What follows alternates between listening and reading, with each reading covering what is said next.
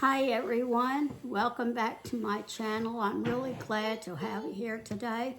So listen, I would love for you to like and share this, and if you're not a subscriber, I would love to have you as a subscriber.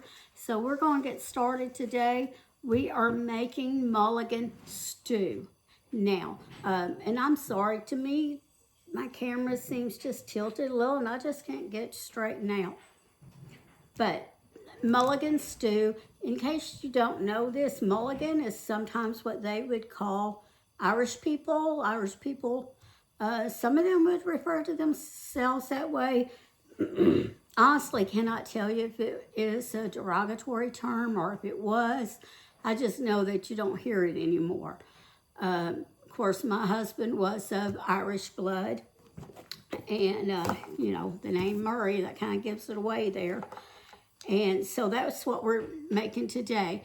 Now, typically the difference between a mulligan stew and an Irish stew is that an Irish stew is usually made with like lamb and a mulligan stew is made with beef.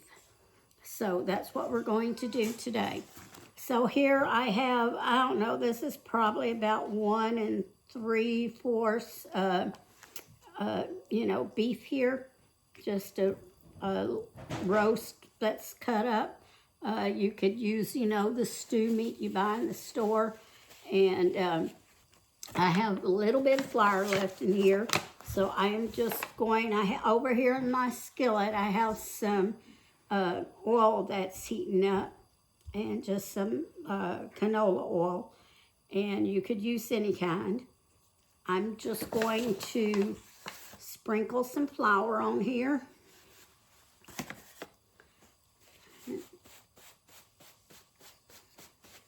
Put some salt and pepper. You could put some garlic powder on here too, but sometimes I've found that, and I have before, but sometimes it can, I've got a piece of paper towel there, it can get a little bitter when it hits that heat. So, unless it's going to be in there just a short amount of time, which this isn't. Oh, that pepper's going to make me sneeze.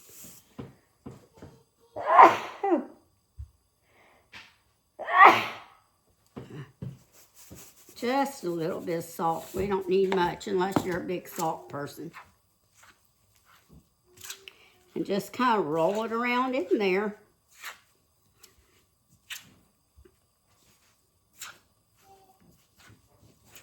Just to coat it. Okay. Looks like it's ready. Move that out of the way so you can see. Part of my tripod came apart and I can't remember how it goes back together, and my instructions are not here. And so that's why you're farther away than usual.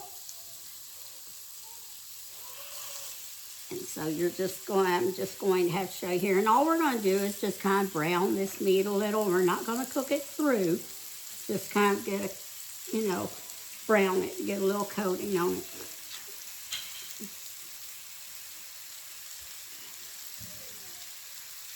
All right. Do not throw that flour away. I'll be back with you in just a moment.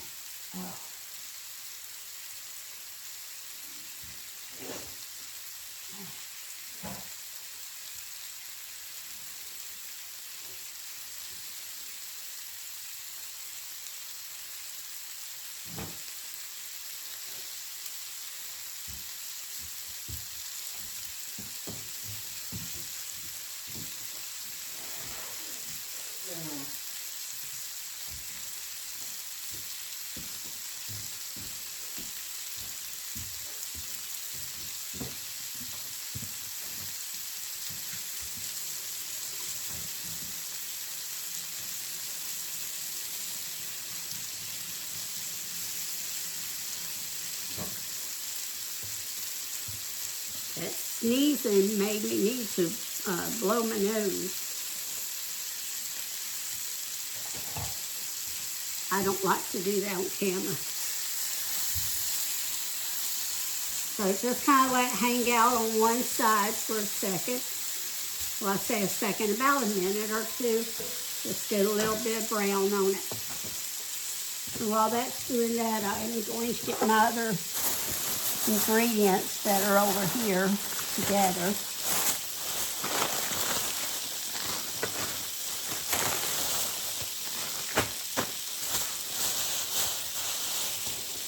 Need a bag here. I didn't put one out today. And then, let's see, oh, that other one's put over here.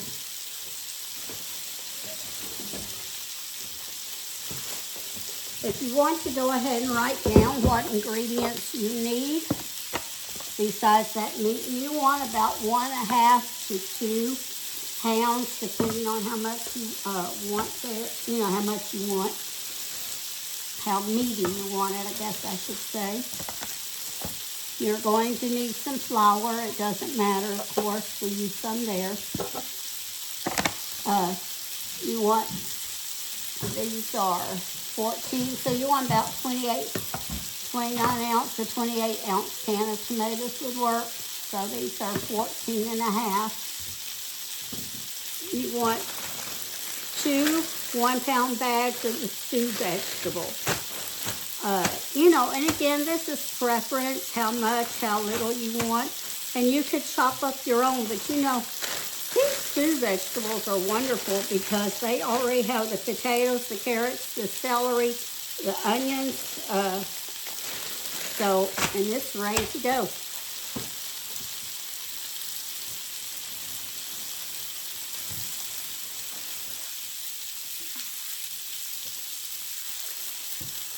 I went ahead and got some Worcestershire sauce. I already say wash the sister.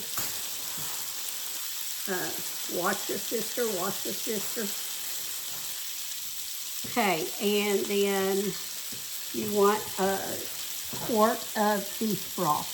I was looking to see, sometimes these are 30 ounces now. Okay, that's tending to cook a little fast. So we're just going to flip it. Just flip the meat.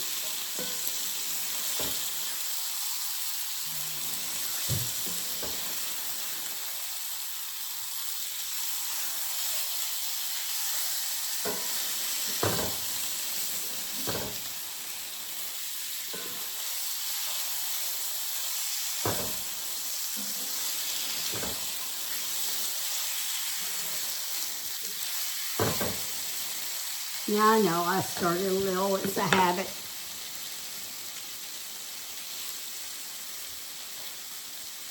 We just want to get a little bit of browning on them, that's all.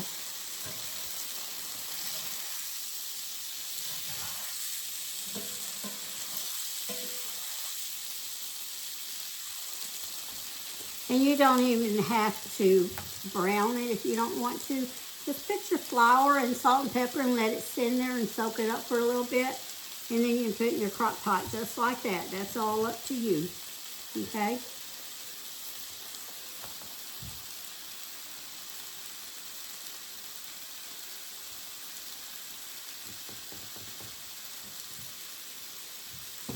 Right, let me get that crock pot over here. Oops, I knocked those bags to the floor.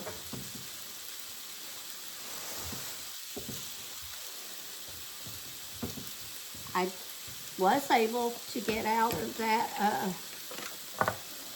boot this week, and so I have my tennis shoe on now, and I just have to try to make sure I don't put a lot of my weight on that toe. And so I'm trying to hold up a little bit as I walk. She said there was still a real small gap there, but it's a lot better than it was. All right, we're going to go ahead and turn this off.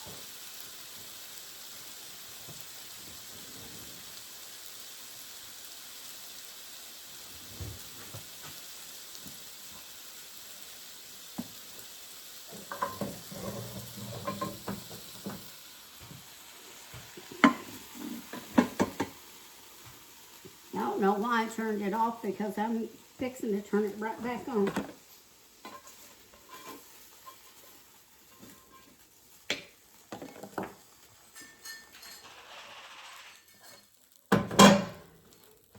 I guess out of habit of always trying to make sure I turn the skillet off when I cook with it. All right, so let's turn that back on there. Just kind of a low medium heat. Now let's go ahead and we are going to, and I forgot to get some butter out.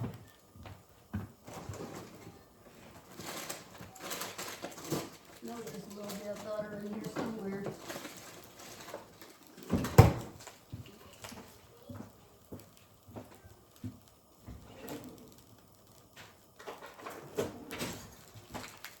Just add a little bit of butter. You only need like a pat or two. It doesn't matter. All right.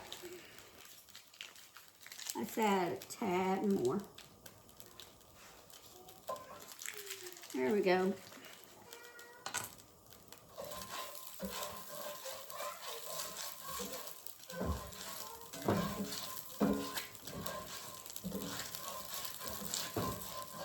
Just kind of put that butter around, scrape off all of that stuff there. Then we are going to take this, scrape it off. Let me get something better to scrape with. Just scrape it right into the skillet.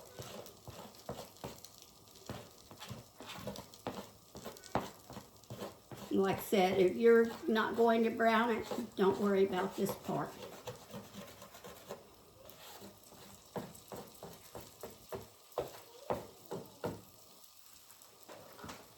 But this will give it more flavor if you do this. And just stir that around there 2 or 3 minutes. I might need this, so I'll hold on to that.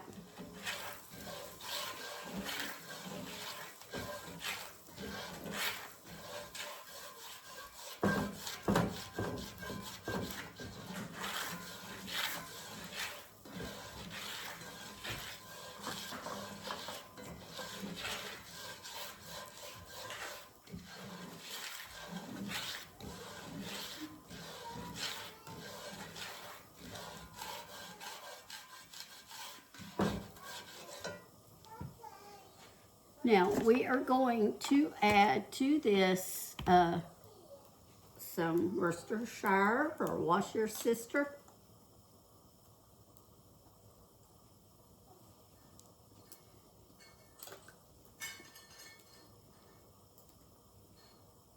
Or why is it so hard for everyone to say that word?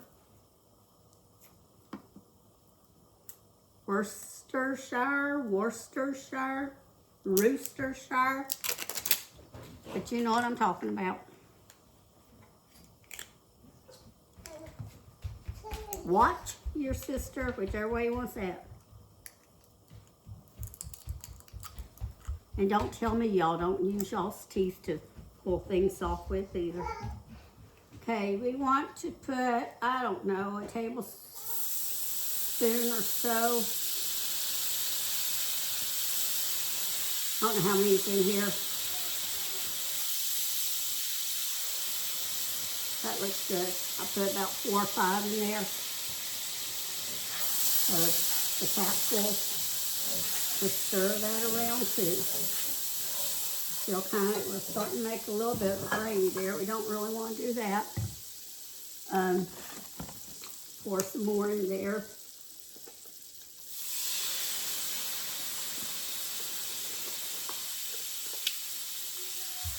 Now, that's what we're going to do here. We do want a gravy, but we don't want made now. Let me move that off that heat. We're going to take and sprinkle some more flour on here because we want to make a gravy as it cooks. I put 2 in my hands and I have little hands, so that's probably 2 or 3 tablespoons, I imagine, of flour. And just stir that around in here. No sense in dirtying up some more thing, so we'll just stir it in here and then just coat that beef again.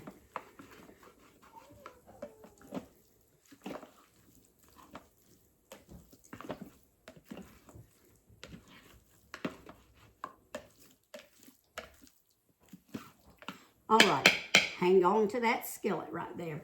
Don't do anything with it yet. Okay, now, let's go ahead and get started on our vegetables. And it doesn't matter how you put this in here. Just do it. Well, that went to the floor. Set you out of the way. I'm running late, so I think I'm kind of rushing. Oh, it looks like they use baby carrots in this. Ones I've seen got before. I've never used this brand, but usually they're chunks of regular carrots. That looks like a bad part of a potato. I want to cut that out. So it's the first time I've seen them done like that. Try and decide if I want to cut them in half or not. Nah, I'll just leave them. If somebody doesn't want a whole one, they can cut it, a piece of it when they eat it, or get less carrots.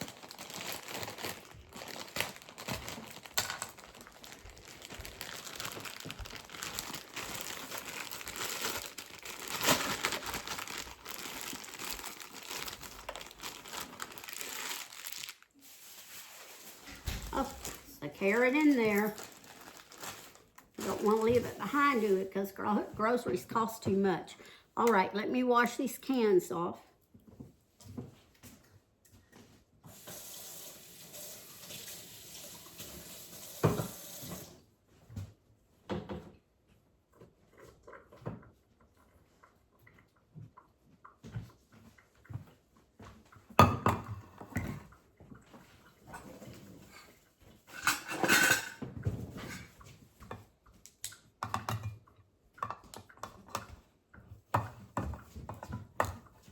You wanting lotion on your belly? No. No, you just gonna walk around with the lotion?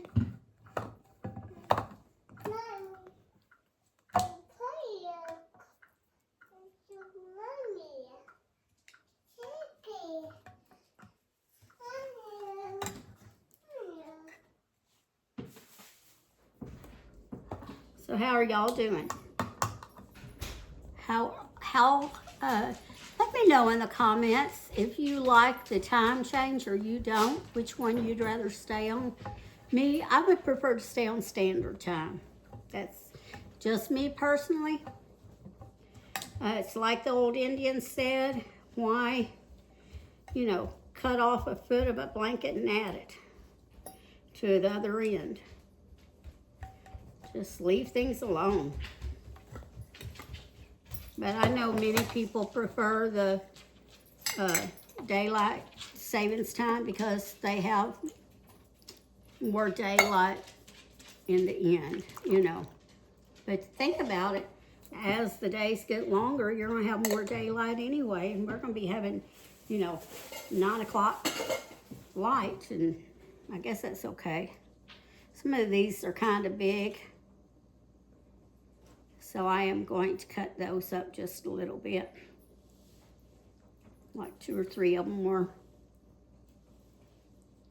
Okay. I didn't get me a rag. Put it over here, wipe my hands on. All right, now, I don't remember if she had garlic in here or not.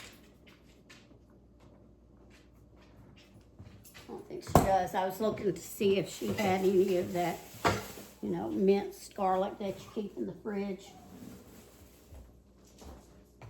Did you find it? I didn't find any, no. But I didn't want to take a lot of time looking. Not a lot. Okay. Yeah, that'll work.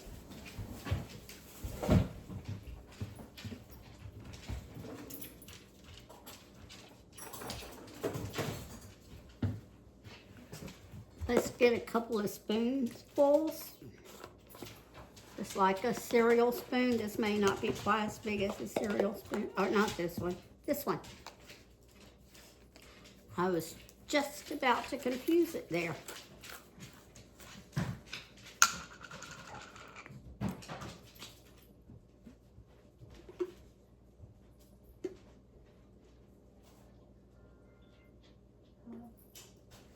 Let's try and see an expiration date on this, if I wanted to use it or not. Okay, I'm not going to use this. It expired a year ago, so it could be bitter. It wouldn't really be bad, make you sick, but it could be bitter. So I'm not going to use that. She works a lot, so she doesn't cook a lot. So we'll just sprinkle in some garlic powder to taste. Okay, that's probably about a tablespoon or so. Then I have here some rosemary and some thyme. You could use fresh by all means. Remember, if you use fresh, you do not have to use as much.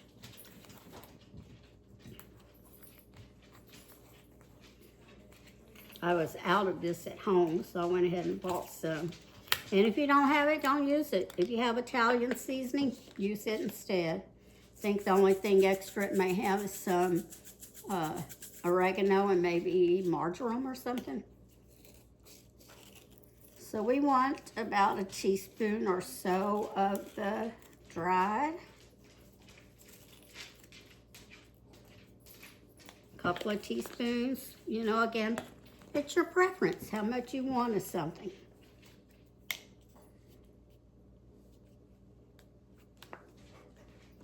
Many people think you have to have a recipe to cook with, but in reality, you don't. I mean, yes, sometimes with baking you do. But the rest of it, it's mainly just preference. That's all it is.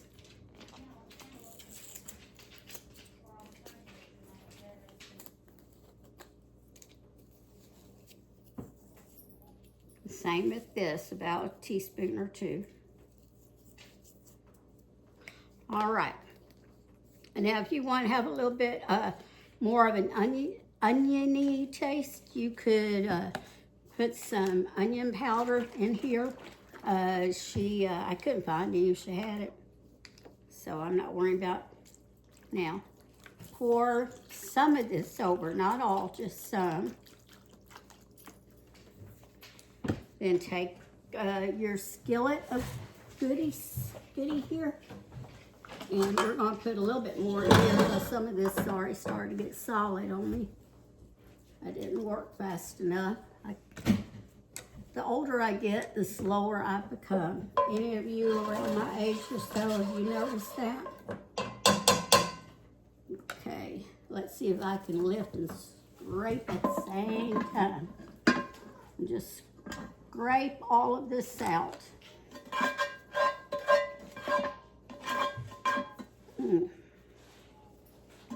See if that's hot or not. Oh. It is hot, let me tell you. Oh. Just kind of hold it there.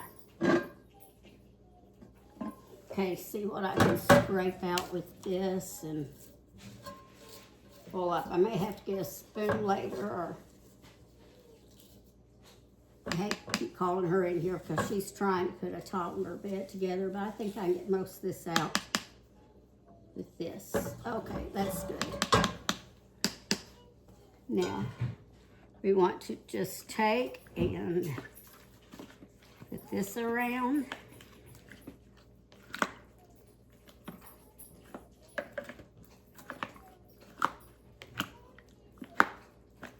All right. Now pour the rest of your broth over it.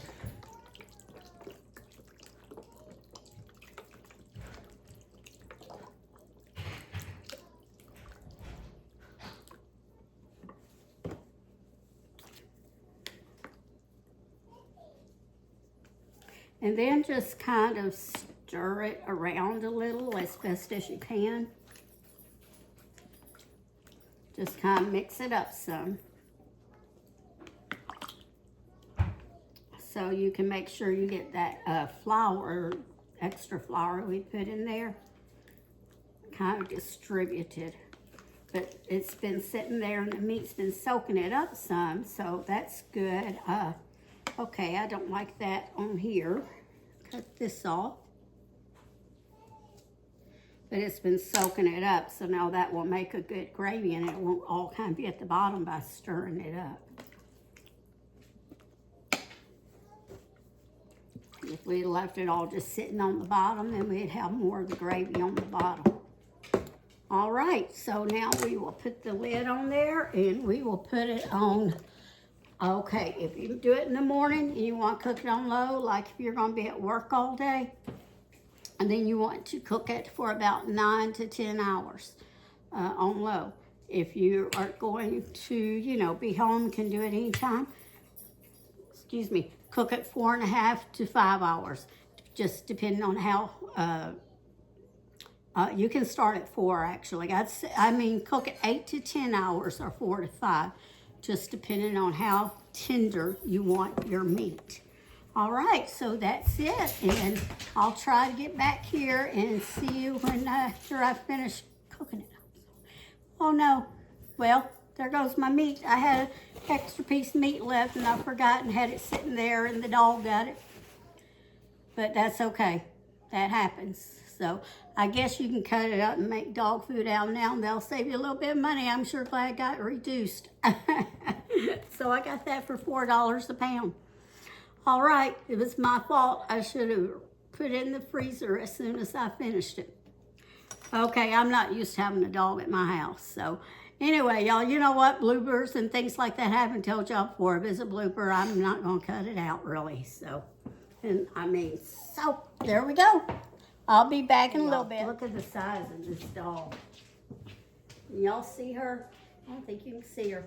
But anyway, her head is right here on me.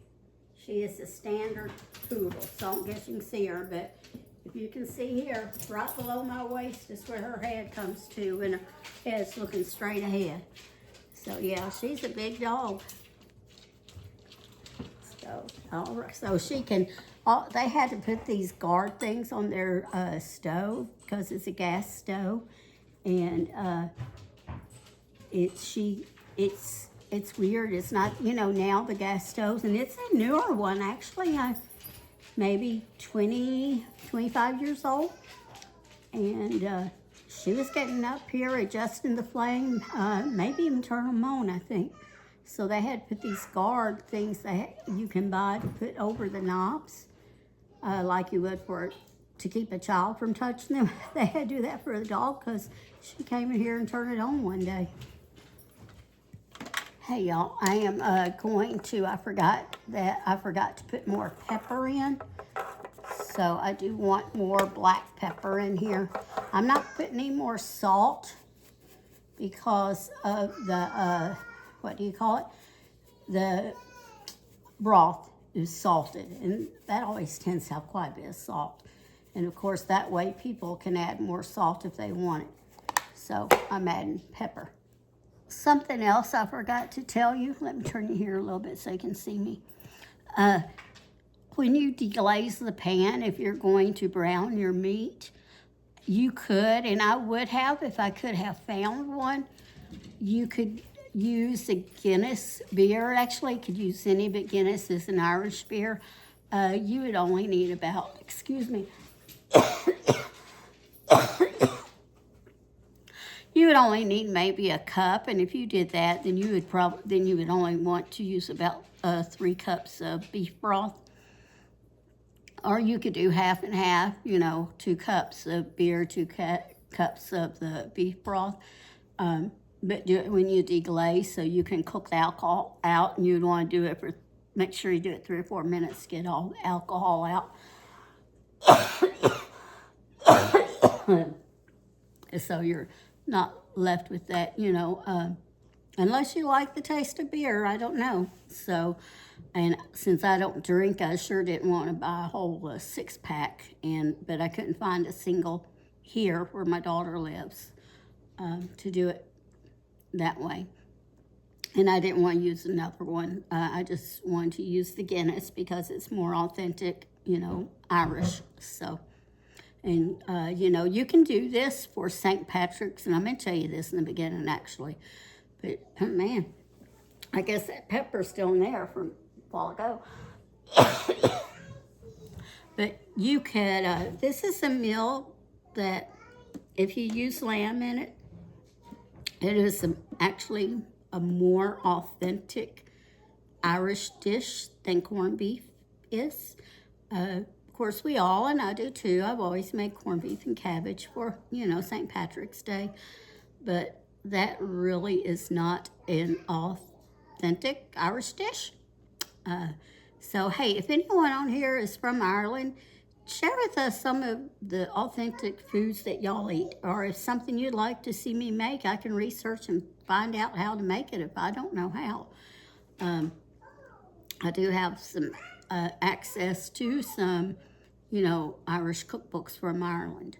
So anyway, let's go ahead and get off here now, and I'll bring you back when it's done, unless I think of something else to tell you, because my brain does not always work in the moment. I know my friend and I were talking about that the other day, getting older, and, you know, your brain just does not work as well as it did 20 years ago. So, let's see if I remember anything else, or if I've forgotten something, or we're good to go. We'll find out. Hey, y'all, listen, I'm back, and I was going to show you, it depends on how thick or thin you want this. To me, this is still a little soupy. So, about 30 minutes or so before you finish cooking, just get you some cornstarch. Take you know, a soup spoon. Or you can take one or two of them. I have here about a half cup of water.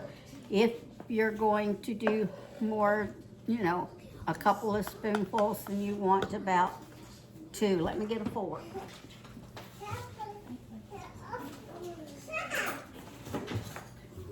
Anyway, you want to put a little more water if you're going to do 2. But just stir it up real good. Get you some of that broth, a little bit of that broth. You don't need a lot. Put it in there, just making this a little slurry. Just put that heat up so it won't be real cold going in there. And pour it in.